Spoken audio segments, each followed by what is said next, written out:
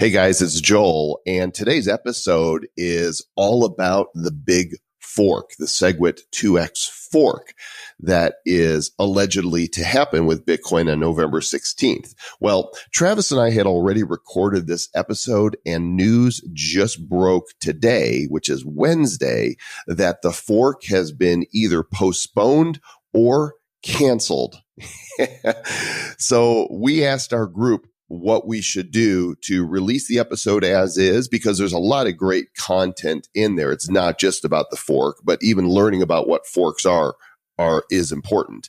And we decided to go ahead and release this episode as is. You can consider it a trans-dimensional episode from the past, talking about the future in the present. We will follow up on this in the episode that's to come next and explain more about the postponement and or cancellation as we discover more information. So, confused yet? Let's go back to the future, to the past, and let's do this. First, there was the Bitcoin Cash fork. Then there was the Bitcoin Gold fork. And coming your way to a crypto universe near you on November 16th is the Bitcoin Segwit2X fork. You may think one fork is plenty to eat with, but when it comes to Bitcoin, you get more forks than a buffet.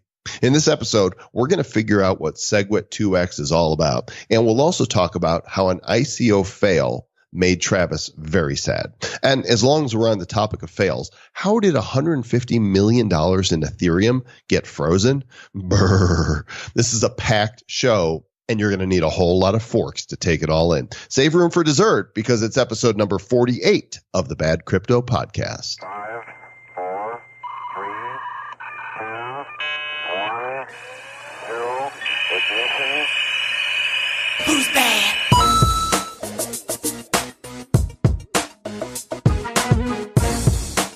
Heard around the world in 166 countries, it's the Bad Crypto Podcast, the show for the crypto curious and the crypto serious, and the crypto very serious, and the crypto don't care. It's basically, this is a show for anybody. And my name is Joel Comm, New York Times bestselling author and eternal 12-year-old. And by my side, what I mean by my side is one state over, is also best-selling author, Mr. Travis Wright. Hello, Travis. I would actually say average selling author, but thank you. That was really nice of you to say. I did used to have that on my LinkedIn. Travis Wright, average selling author. Well, all you need to do these days is say best-selling, because Amazon totally destroyed that. Can I rant here for just a moment? Yes. I'm going to drop some book knowledge on everybody. Because you probably have some friends that say they're best-selling authors. And if you've ever shopped at Amazon in books, you know that they have categories and subcategories and subcategories. For example, you can go to business and then click on marketing and then click on the subcategory advertising and then the subcategory online advertising. And what Amazon does is they have a top 100 in every category and subcategory. So technically, I've seen people sell 5 copies of their book at 3 a.m. and get listed in the top 100 of a subcategory. Well, Amazon calls that a bestseller. So that's why, if you never knew why there are so many quote unquote best-selling authors, it's because Amazon has completely destroyed the meaning of the word bestseller. There, rant over. Wow. So I did not mean to open up that can of worms. However, once upon a time, actually, when the book came out, there's been a few times that we were in the top 10 for digital marketing in a book, but still, I'm not going to call myself a best-selling author, because it's like, it's not on New York Times list or anything. It's not on any fake news sites or anything. So, we can get you on a fake news site, but let me tell you what's not fake, Travis. What's not fake is your opportunity to register now for the limited Zilla app that is coming out soon for iPhone. This is our sponsor for the month of November, and the Zilla app is basically an ICO marketplace in the palm of your hand. So if you were to if Amazon and Reddit went into a room and came out with a little ICO baby, this would be the app. And it's very social. You can click on the ones you like, and you'll even be able to invest in ICOs where permitted by law with one click through the app. So go pre-register to have access to the beta of the Zilla app. Do it now. Go to zla.io/bad. And of course, if you're driving, don't do it now. If there's somebody in the passenger seat, you can go ahead and go do it. But if you're driving, be safe. Do it later. zla.io/bad. I just want to say, I want to commend excellence when excellence is there. That was an amazing segue, Mr. Joel Comm. I just want to commend you. I've ridden on a Segway before. In fact, I'm probably the only person that you know that's fallen off a Segway. Wow, so you're a real life Paul Blart? Yeah, I am. It was incredibly humbling, and hey, I could have died. Oh my God, you'd have been the first person ever to die on a Segway. Like, that would be embarrassing. It didn't happen, but I did skin my knee, and it was embarrassing. But you know what's not embarrassing is the number. Why weren't you live streaming that, though, man? That would have been hilarious. Let me seg. Can you let me seg, please? Don't step on seg. What's not embarrassing are the number of people who are calling us because they want to participate in our 50th episode. This is 48. Next one's 49. 50 is almost there. And if you want to have a chance to be in there, you need to call and leave a voicemail. Keep it brief. 10 seconds, no longer than 30 seconds. Make a statement. Ask a question. Just tell us to stay bad. Tell us what you love about the show, what you dislike about the show, comments, feedbacks, your favorite crypto, how crypto's impacted your life, or just tell us, your favorite recipe, whatever. And do it now. Do it now. What number should they call, Travis? They should totally pause the podcast after I say this number and then actually call it 708-885-9030. So call us 708-885-9030. Okay, and go ahead and do it now. We're just going to wait. We're totally going to be on the show if you're hilarious and brilliant or not, right? We're just going to wait.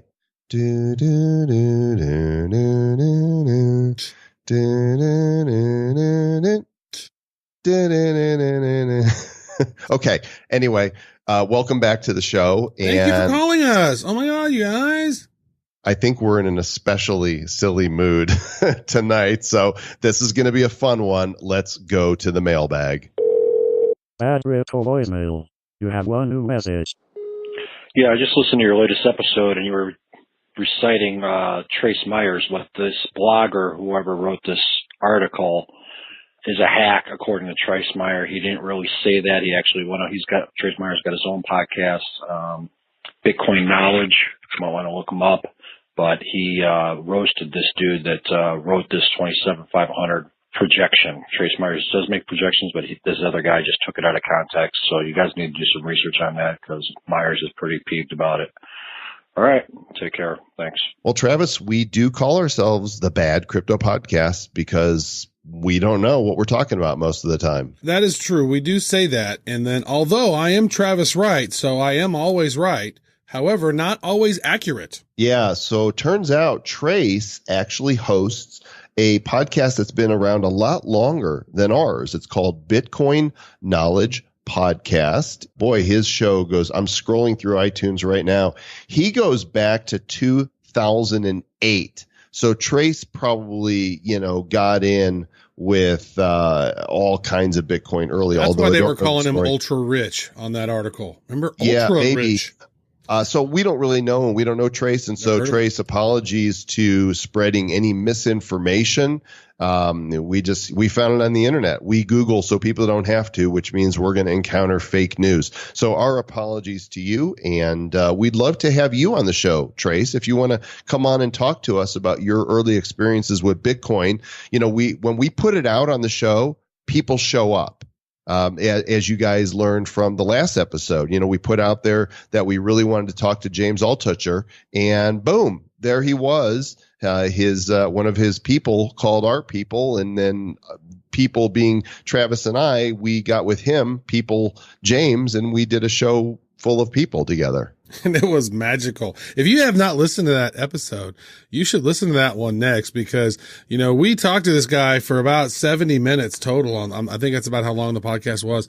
And, it was just action packed, full of amazing wisdom, not just Bitcoin crypto related, but we talked a lot about that, but then also some really cool life stuff and some different thoughts and opinions on various different topics. So that had high value. I've done podcasts on VentureBeat, Technorati, where I hosted both of those. And I had another one called Cultivate Greatness. I think that one was my favorite interview ever. It might end up being our most popular show. Although what's interesting is, right now, our most popular show is What is Bitcoin, right? Which makes a lot of sense because people go onto their podcast platform and they go looking for that. And by the way, before we go to our next question, just want to let you guys know that we owe you a big thank you because we continue to break records. And it is so awesome and humbling. And so just a massive thank you. Huge. Thank you. Yes, it is humbling. It's amazing. We're like, whoa, we're like Bitcoin someday. It's an all-time high of listeners in one day, not even including Spotify. Now, I put this guy's question in here because I love his name.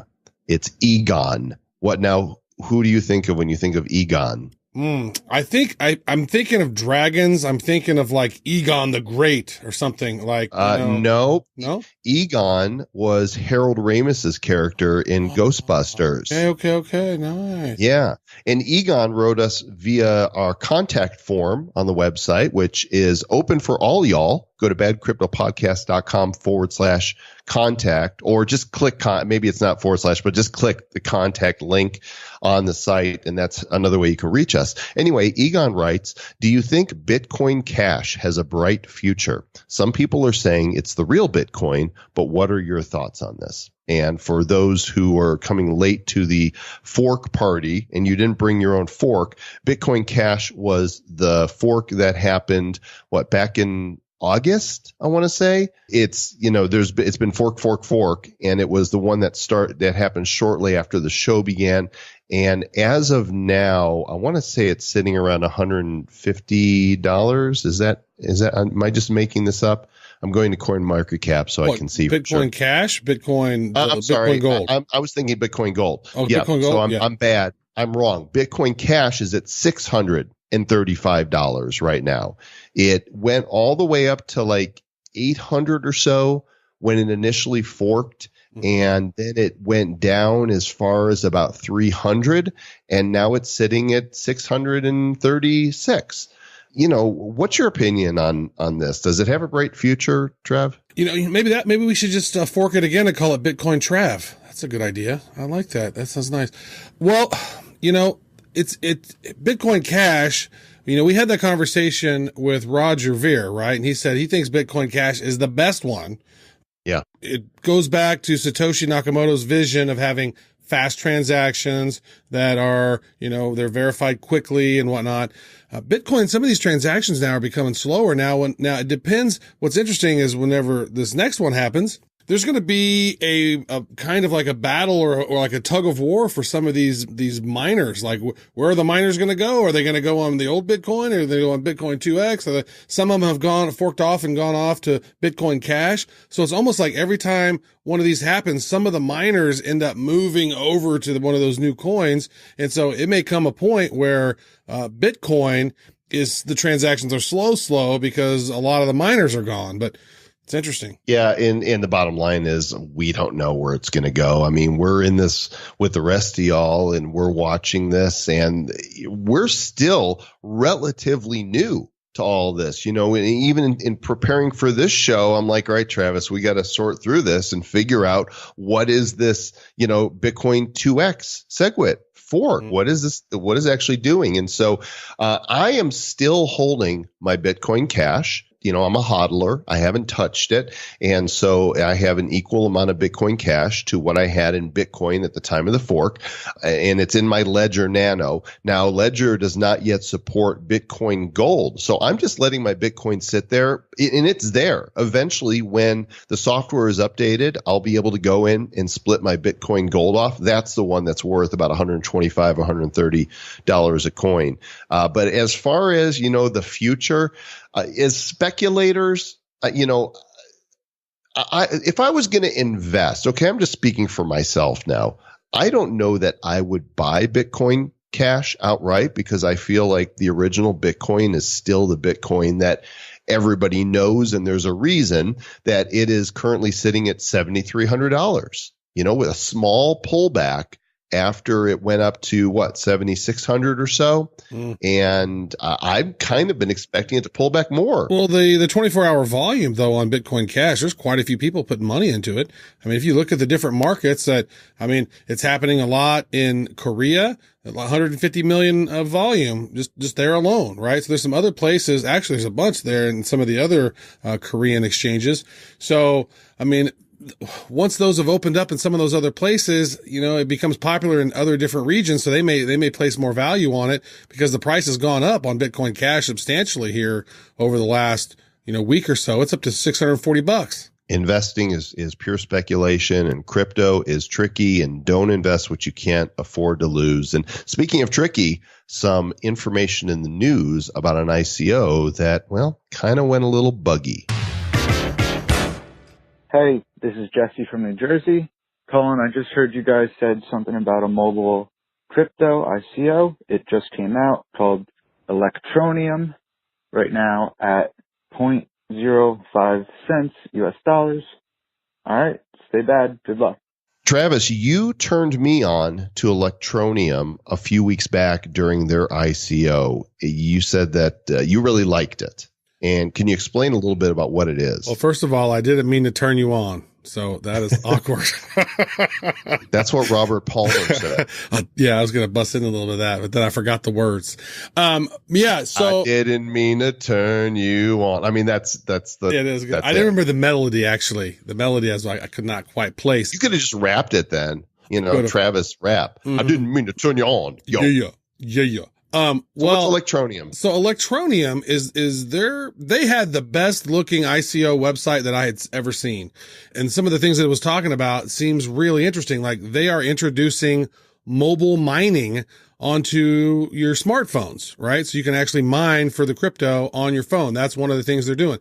They've also said that the way they create their wallets are so secure, and this is how they said it. They said they are so secure. Like you could take every grain of sand on every beach on Earth and considered each one of them were a lottery ticket.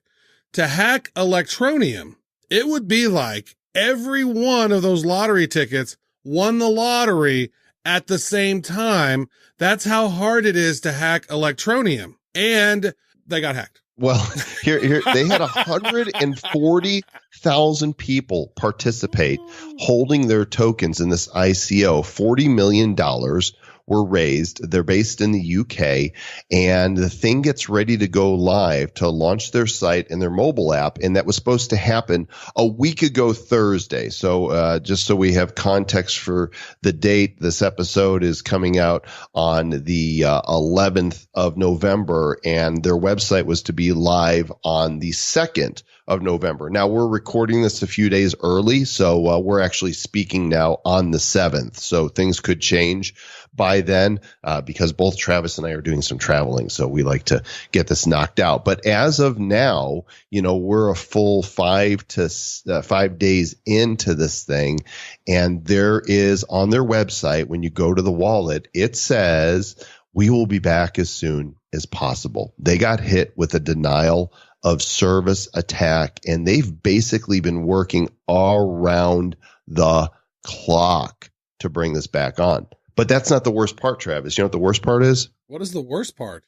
Well, the average person who invested couldn't access without downloading some very sophisticated software, following some very complicated instructions, and becoming a miner. Well, the miners were able to begin mining it, and they were selling it on the exchanges. And I think it was as high as 19, 20 cents per coin. Yeah, I think there is even a weird spike where there was some that was even way higher than that. This whole thing was a disaster when it comes to like launching your ICO after they finished their ICO. Up until that point, it was literally perfect. They closed their ICO 11 days early. They hit their cap of 40 million. They said they're done. This is the Britain's first and most secure cryptocurrency attempt coming out of the United Kingdom. That was a challenge to wake up and see, oh man, Electronium's on this. Oh my gosh, 20 something cents. And when I literally going 23. Like, I got him at a penny. Right. And I was going, oh my gosh, what? That's a 23x. And if you look at the chart on CoinMarketCap, it does this dive and starts finding its place around 11 cents and then dips down and comes back up again. And now over the next few days, it's currently sitting at a nickel, which is still a nice return if you bought, for a penny. But the moment I think those wallets are available, I would imagine there will be a lot of sales that will drive the price back to close to ICO price. I don't know. But I tried to set up the wallet offline and I couldn't figure it out. It was really challenging, but you have a PC. I don't have a PC. So with a Mac, it was impossible. And I went through and I saw the PC process, and then you had to generate the wallet and all this other stuff. And it looked hard. But if you're looking at this, the volume, here's the thing about this. The volume on this is really only 1.2 million in 24 hours. So it's just the coins that are being mined are the only ones that are available. And they're saying this thing has a $254 million market cap already, with it being 5 cents a piece. So is this really worth $250 million already? And people don't even have their coins yet. So once that happens, people are going to sell, most likely. Who knows? We'll see though. I'm not. I'm going to hodl the ones. I didn't buy much, but I'm going to hodl the ones that I have. And that's how it is. That's how you roll. That's how I roll. Speaking of big numbers, in other news, the story on Cointelegraph.com, the headline by somebody named Guest Author, I think that's kind of a funny name, is $1 trillion industry being brought onto the blockchain. Do you know what industry that would be, Mr. Travis Wright? No, actually, I don't have any idea what $1 trillion industry. I could probably make a guess. Well, I want you to guess. What am I to guess? Well, I would say there's very few markets that are that huge. So you have banking's a huge industry, but that could even be way more trillions than that. Well, you're kind of warm. You're kind of warm, right? Because it's kind of in that sector a little bit. Okay, I guess I could open up the link and look. How about I just tell you? How about you just tell me? It's the insurance, life insurance industry. Putting life insurance on blockchain. Life insurance is a huge industry, and in this article says that a lot of people aren't aware that a life insurance holder can opt to cash in on their policy early. Those are like whole life policies, by surrendering it back to the insurance company or by selling it on to a third party who keep up the premiums and then file a claim when the holder passes away. And so they're going to look at blockchaining. The company is called Fidentia-X. They're going to make the reselling of life insurance easier and centralize the market on one platform, so offers and prices could be more easily compared. So, talk about an industry that's highly regulated, and now it meets the unregulated blockchain, and I don't know how that's going to work out. But I think they've actually got a crowd sale live now. Yeah. And it's, that's one of the industries we talked about in the 30 industries plus that are being disrupted by blockchain, that episode we did a couple weeks back. Fidentia, basically how they got to that is it's confidential without the con and without the L at the end. It's Fidentia. On the other side of the crypto news, I thought this one was funny. I ran across it, sure where, but popped it open. Are you familiar with a pop artist named Lily Allen? My daughter has listened to her. I have heard some of her music. Yeah, I saw that. Well, she looks really young, but basically she's kind of, banged her head against the wall a few times because apparently back in, 2012, she was asked to sing one of her hits on Second Life, the virtual life chat server. And they offered to pay her in Bitcoin for the gig, which would have been about how much would it have been? I'm actually looking through the article right now because Bitcoin is now worth about 7,400. And back in 2012, what were we talking about? $5. We're talking 2012. Well, in 2011, in December, it was worth $2, but it had gotten up higher than that. There was a time in 2013 where Bitcoin, I believe, spiked around 1,000. So it depends. She would have, it would have been worth hundreds of thousands if she had accepted that offer. And so, Lily, who knew?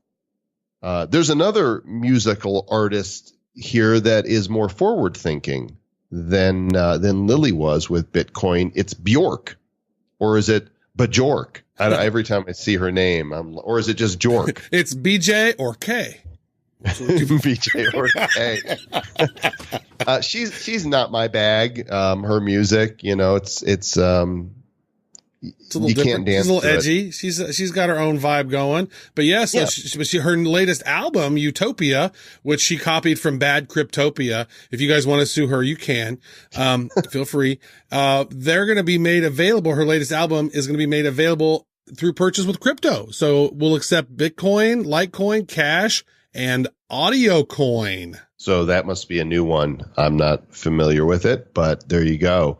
So, it's slowly the forward-thinking peeps are bringing Bitcoin into the mainstream. And in other news, I noticed today that Litecoin came alive. It had been sitting around $54, $55. And as of this moment, anyway, it's at 61 and it went as high as 62. And I'm like, well, what happened there? Well, you told me. I told you. Yep. It happened in the South Korean exchange, Coin One. They added Litecoin to its platform. So if you go onto coinmarketcap.com and then click on Litecoin and then click over on markets, on that tab, you can see where and how much volume is happening and where and which exchanges that it's taking place on. And so you can take a look at that and go, ooh. And then I saw that South Korea did that thing, and then it opened up the world. Well, and this is why, these ICOs want to try so hard to get on as many exchanges as they can, because that's what gives them a presence. It's available there. And if it's not available on an exchange that, an individual uses or is, in a certain country, then people don't really trade in that. So, I think that now that Litecoin is on the South Korean exchange, that's going to bring more visibility to it. And I love Litecoin. I don't know why, but we are also reaching out to Charlie Lee, who goes by @Satoshi Light on Twitter, and he is the founder of Litecoin. And we actually tweeted him, right? Didn't you tweet him about coming on the show, or somebody else did? One of our listeners, like Salt Life 514 or something. It's always weird when somebody has like numbers in their name because you never remember those. Salt Life, he made the connection. And Charlie Lee, he said Salt Life said you should be on the Bad Crypto Show. And then I messaged him, and then he said sounds good. And then he DM'd me, and so we're going to set up a time, but nothing has been confirmed yet. But we are saying this to ensure that we hope that does indeed happen. Well, he's in the news. Article on ProfitConfidential.com. Litecoin price forecast. Charlie Lee, quote, 99% sure of Litecoin price surge. So he sees that what he said is in a tweet. I quote, I'm 99% sure after the Bitcoin 2X hard fork, Bitcoin will flow back to Litecoin and altcoins and will pump. Then he goes on to say, but not selling Bitcoin because I want free airdrop. He wants the free Bitcoin Segwit2X that's going to come. So we all want that bonus crypto. I think that's why the price has surged substantially, but we don't really know. I mean, it's one of those things you're like, oh, is it Amazon now? Oh, no, it's not. Is China coming back in with the ICO? No, they're not. Okay. All right. Well, what is it? Oh, we're going to do the fork this time. Oh, okay, cool. Fork. Yeah. There's an analyst in this article, and he says, although Charlie Lee stands to profit from his Litecoin price forecast, he isn't wrong about the dynamics at play here. Bitcoin's share of market cap has shot through the roof in recent weeks, reaching as high as 63%. Once that concentration starts to unravel, we could see Litecoin prices accelerate back to $90.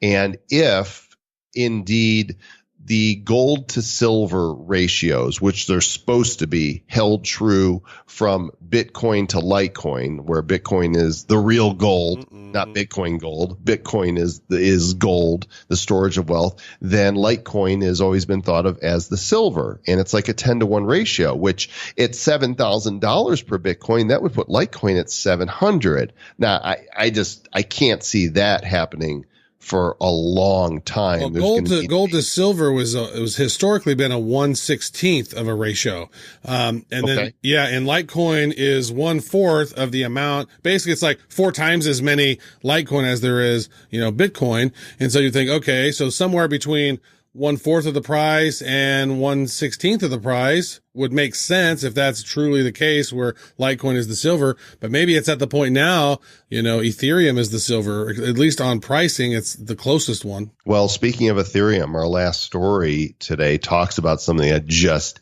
happened today, that there is a huge vulnerability with the Parity wallet, Parity.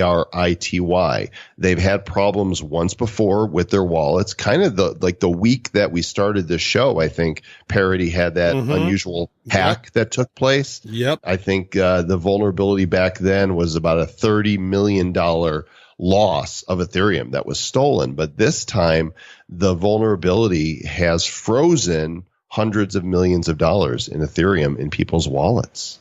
Yeah, 600,000 Ethereum worth around $150 million is frozen. It could be higher than that. They don't really know. But that's one thing. Whenever I made my decision on which crypto, do I want to get on my Ether wallet? Do I want to use one of these Parity based ones? By the fact that Parity got hacked right when we were really getting our groove on this, it made me go, I don't really want to use anything with Parity. It sort of sullied the name for me, right?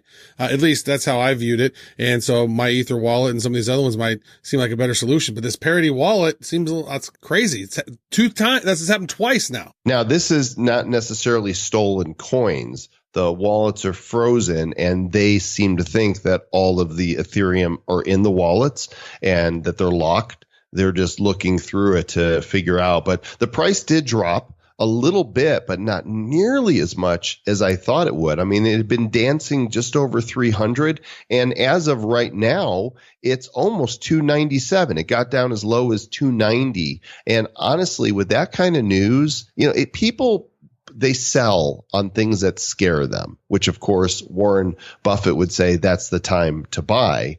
And it hasn't moved all that much for this kind of news. In fact, over the last 24 hours, according to CoinMarketCap, it's down 1.5%. And that's it. That surprised me. I something like this. I mean, I believe, and I might be wrong, but something like that happened with the Parity one before when those wallets got stolen. And then the next thing you know, Ethereum was like $150 or something. It dropped substantially. This was like, meh. If you would have told me 10 years ago that 10 years in the future, you're going to be doing a podcast with this guy and you're going to be talking about monopoly money. Essentially.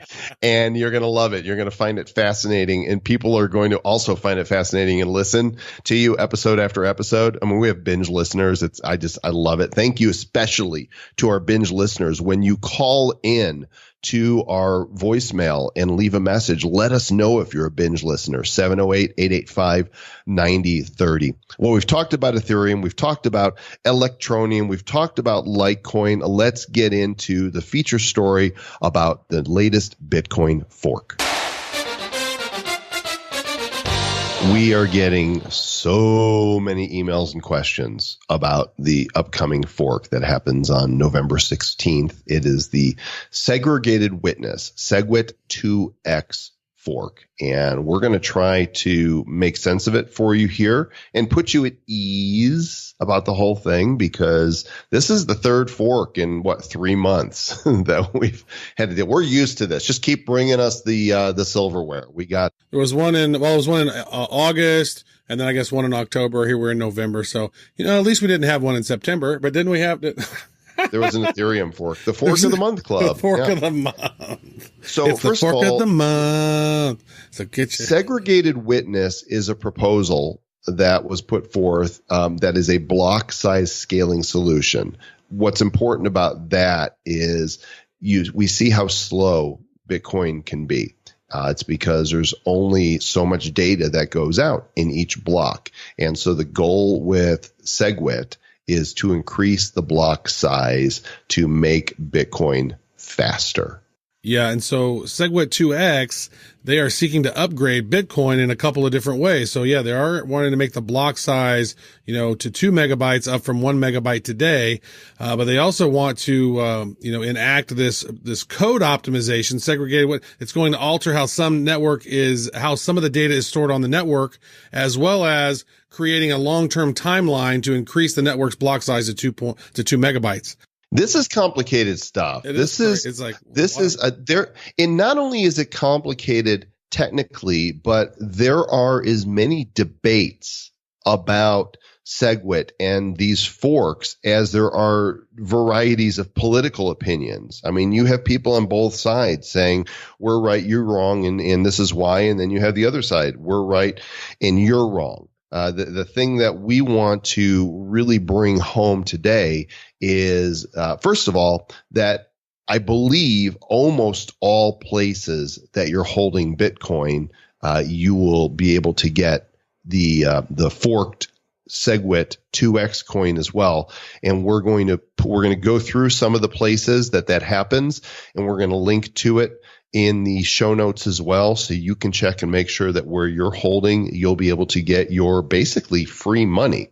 Because what happens is the entire blockchain is copied up until that block where the fork takes place on the 16th. So everything in that Bitcoin blockchain is identical when it forks, but the blockchain going forward for the new one will be different from the existing Bitcoin as it goes forward. I wish you could see my hands right now because I'm showing you with my hands. I'm gesturing. So if you'll just picture me sitting in my chair with my hands wildly, going all over the place, then you'll have an idea of what's going to happen with your Bitcoin.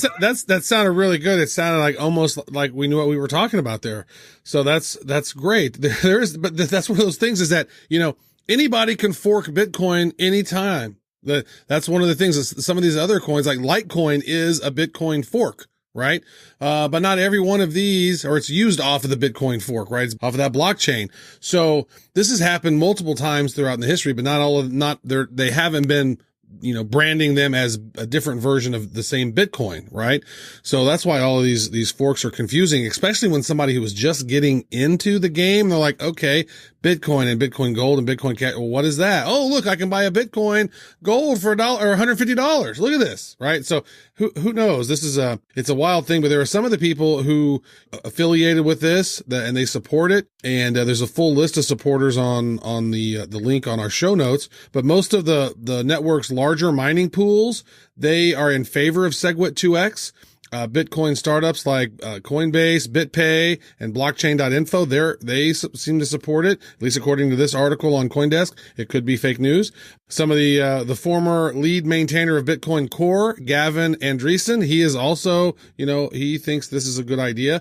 So one thing that I think to watch on this is like, if the network's larger mining pools are going to Segwit2X, and then is that going to put a gap in there with the traditional miners? Are they that's going to be interesting to see how that works. Here's the thing. When you look at those that are supporting it, they are the ones that have a lot of power, because those that are opposing it tend to be towards Bitcoin users, node operators, and most of the Bitcoin Core developers that actually maintain and keep the software up to date are opposed to it. So there's a little bit of a power struggle happening here. Now, Travis, did you say that I actually described that pretty well? Because that was a nice compliment. I'm trying to be nicer. I'm trying to do good stuff and be more fun. Because I don't know much, but I know I love Bitcoin. Well, you were flailing your hands like at least you knew. So that's good. We need to do more video maybe so people can see your hand gestures. Gesticulating wildly about with little digital Bitcoins flying everywhere.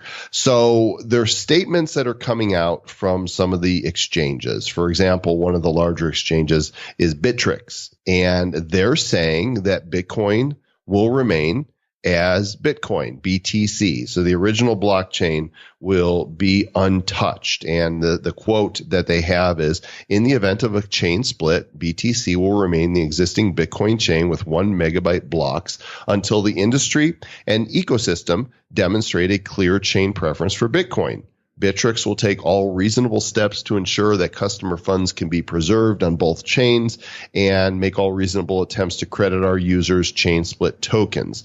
They say, however, we will not recover incorrectly made cross-chain deposits under any circumstance due to the lack of replay protection. Which, do you understand what that means? Because I know that's a way that people can lose their coins and have. The replay protection is because you're actually forking the tokens as you're on your wallet. How does that work? I think it's the cross-chain deposits.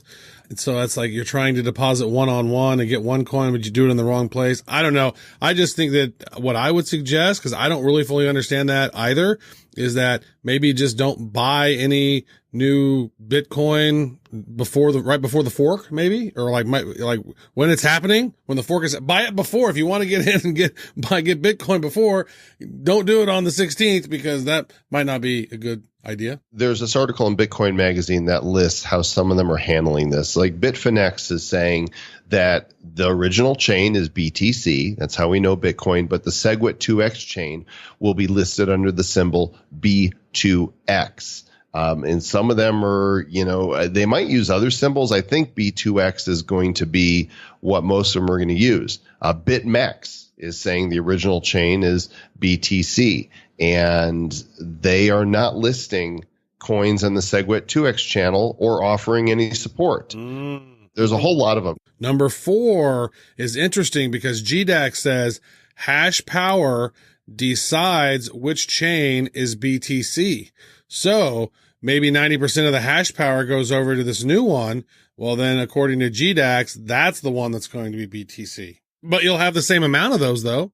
Yeah, it's the same. It shouldn't impact what it's actually worth at the moment that the fork happens, but going forward, it could. There's another article in Bitcoin Magazine that talks about some international Bitcoin communities that are fully rejecting Segwit2X. And there's a lot of content here. If you're interested in this, rather than bore you with each country, you can go to the show notes and look for the article. But what I do want to point out is the statements that are coming from the various exchanges. So let's hit on a few of the big ones. For example, the miners, Genesis Mining, which is one of the biggest mining outfits, says no statement, no policy. We talked about Bitfinex already. Coinbase actually sent out a letter, an email to all of their holders, and I'm just going to read that.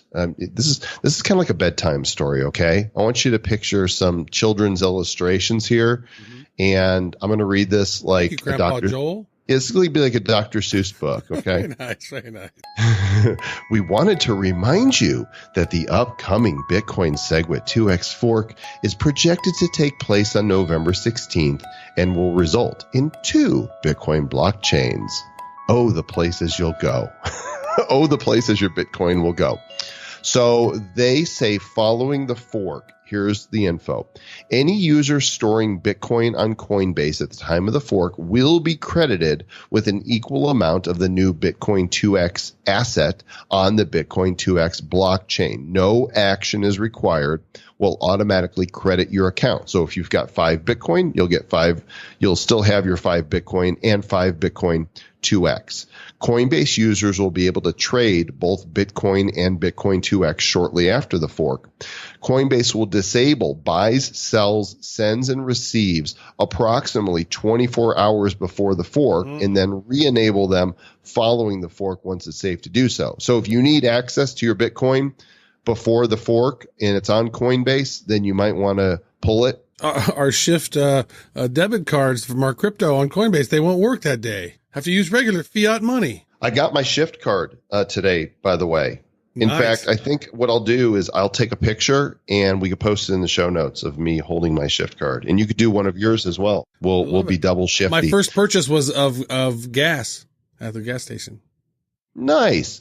Finally, a piece of commentary. We're going to put a few more articles in the show notes because there's commentary from Charlie Lee about this, and I think you might have removed those, Travis. Well, let's put them back in for the notes so people have some extra reading to do. But I do want to address this commentary from Forbes, Laura Shin, who is the wonderful host of the Unchained podcast. If you haven't listened to Laura yet, then we recommend that you do. And Laura, you too have an open invitation to come join us and have some fun on the Bad Crypto podcast because, let's face it, you're more knowledgeable about this stuff than we are, and we need more crypto chicks. In fact, we haven't had any crypto chicks on the show yet, so it's time. Yes, and she's awesome, and she's super brilliant, and so that would be fun to have her on. She has a great article here on Forbes that says, "Will this battle for the soul of Bitcoin destroy it?" And so it's an interesting thing when we're talking about, these forks and what's going on with this, and there's different jumps in prices, and then there's the gold one that happened, and now the 2X one's happening. It's like, whew. Yeah, see, so here's my prediction. My prediction is that this Segwit2X will also be a minority chain, right? The fork will happen. We saw Bitcoin Cash being the first big fork, and it's worth a little less than 10% of what Bitcoin is. And then we saw Bitcoin Gold, and people are scratching their heads and going, why? It's kind of like a rogue fork, like a fork gone amok. And, it's worth about $125. I think that if I was a betting man, and I must be a little bit if I'm buying crypto to some degree, my prediction is that Bitcoin Segwit2X, B2X, is going to end up between Bitcoin Cash and Bitcoin Gold after a week. After a week of it settling. After a week. Now, there's an interesting quote on here, but that's interesting thought that you're saying that, but they're saying this. At the last fork, that was the Bitcoin Gold one, it was very clear which fork was the minority chain. They knew that one was going to be a minority chain, but with this one, there is a battle over Bitcoin and the name and the brand and which chain is the true Bitcoin. And none of those groups are backing down. That's what Olaf Carlson Wee, a founder of Polychain Capital, had added on that. It's a $250 million crypto hedge fund. And so it's all about that hash power, right? So Bitcoin saying, I won't back down. Yeah. Little tribute there to the late, great Tom Petty. Yeah. So these forks are crazy to pay attention to. Now, this one right here, it's almost like when Bitcoin Cash happened, some of the detractors from the original Bitcoin, they spun off, right? And now the gold happened and some of them more spun off. So now you're sitting with two groups of people who have been fighting head to head over which one is which, and some of the other ones have already gone off and forked and created their own. So now it's like this might be the final fork, and we'll see what happens. I mean, probably not the final one. There'll be another one. I was going to say that sounds like a screenplay. The final fork coming to a theater near you. Now we must eat with spoons. We don't know what's going to happen. This is a very lengthy piece of journalism from Laura Shin. And so if you guys get a chance to go read this, if you really want to understand that this is not fake news, this is a well thought through piece that has a lot of references and interviews with people who are in the space that understand way more than we do. And so thanks, Laura, for that. And please come on the Bad Crypto podcast and join the Republic of Bad Cryptopia. You know what? This right here is a great paragraph in that article. She says that it's a philosophical divide between cypherpunk and Silicon Valley. And so the first group is saying if we make these houses bigger, then it's going to be a bit harder for many people who make them. So that might mean you won't have as many miners out there who can do that, because then the power of the mining and building these houses will become centralized into the hands of fewer players. So you build a bigger block, it's going to make them harder to mine. Only those really big pools can handle that. So it's really like a big power struggle from the Segwit2X guys to try to basically make Bitcoin a more centralized deal. And, we know what'll end up, if that ends up happening, then people will end up going, okay, well, we'll move to another coin maybe. We don't have to use Bitcoin. we'll be watching this, and on our show next weekend, it will have happened, and we'll be talking about what happened and see which way this whole thing is going to go. Just know that you need to make sure that wherever you have your Bitcoin, that especially, if it's on an offline wallet, then you don't have to worry about it right now. Isn't that right, Travis? If you're storing in a paper wallet, or if you've got your Bitcoin in, a Trezor or a Ledger Nano S, some of them are able to support that split pretty quickly. Others, it might take them some time, but as long as you're holding the Bitcoin there, I do believe that you will have the equal amount of B2X when it finally does support the split. Yeah. And I like this additional part right here, because this debate's been going on for, a while, at least 3 years. And so the cypherpunks, they're the ones who say, we envision a world where the barriers to anyone can own their own Bitcoin node, right, to mine are low. You want to keep the networks as decentralized as possible. You want to keep those nodes or those block sizes as small as possible. That way more people can mine. If it gets so big and these new transactions are so large that only a few companies can actually even mine, then the power all goes to them for those future 5 million Bitcoins that haven't been mined yet. That's not the original idea for Satoshi Nakamoto. So that's why, the 1X one would still be considered more in line with the vision of Satoshi. So, yep. And hopefully you've been able to follow along here. I know that some of the stuff can get a little confuserating, and I would be lying if I didn't say that I wasn't, confused to some degree, or am confused, or I don't know. I am confused. Clearly, I can't even get my sentence straight. I'm confused. And maybe you are too, but at least you've probably been a little entertained. And we're glad that you listen. Thank you, as always, for liking our pages, for reviewing. We're still giving away bad coin to people who review us on iTunes or Stitcher or anywhere. Grab a screenshot, mail it to us at badcryptopodcast@gmail.com with your BitShares username, and we'll send you 100,000 bad coin. And also, by now, everybody that participated in the Bad Cryptober promotion, you should have bad coin in your BitShares wallet. And some of you might be surprised to see that you have more than you thought you were going to get. That's because this is the show that gives and gives and gives. It's the holiday season, you guys. And so, we wanted to make sure that this holiday season was packed with extra worthless crypto. And so we just, we supplied some super plentiful amounts. Now, has our winner with the 25 million bad coin, have they got their bad coin? Oh yeah. Very nice. He was very excited. He posted about that. And remember, guys, the more bad coin you have, the easier it is to stay bad. Who's bad?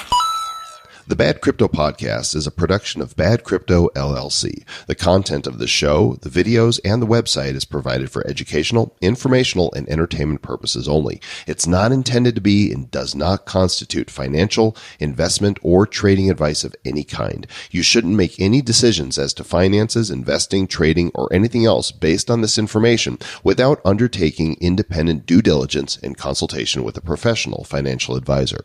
Please understand that the trading of Bitcoins and alternative cryptocurrencies have potential risks involved. Anyone wishing to invest in any of the currencies or tokens mentioned on this podcast should first seek their own independent professional financial advisor.